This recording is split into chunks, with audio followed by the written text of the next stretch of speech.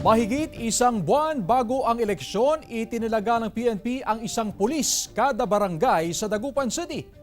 Alamin natin kung bakit sa live report ni Joan Punsoy. Joan? Chris, asahan nga ang mas mahigpit na pagbabantay ng otoridad habang papalapit ang mismong araw ng eleksyon sa October 30. Kasabay ito nga ng Barangay at Sangguniang Kabataan Elections 2023.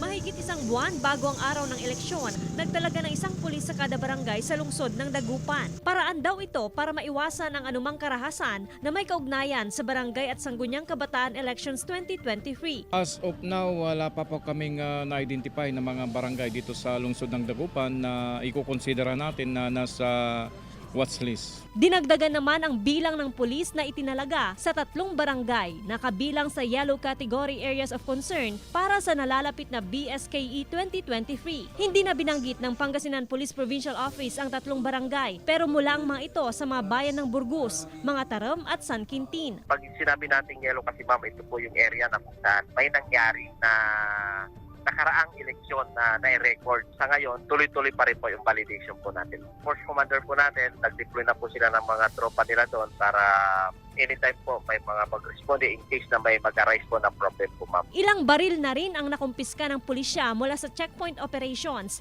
at iba pang police operations kasabay ng umiiral na COMELEC gun ban. Samantala, dumating ng ballot boxes at iba pang election paraphernalia sa iba't ibang bayan at syudad sa Isabela. Nagsimula na rin ang Candidates at Voters Forum para sa October 19 to 28 campaign period at sa mismong araw ng eleksyon sa October 30. Tapos na rin umano ang pagsasanay sa mga magsisilbing Board of Election Inspectors.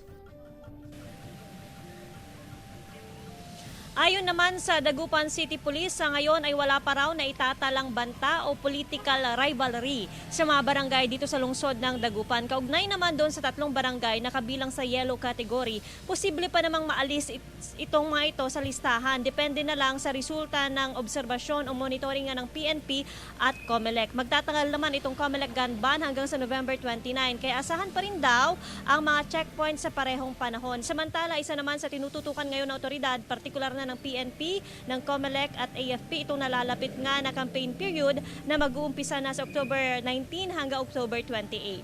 Chris? Maraming salamat, Joan Punsoy.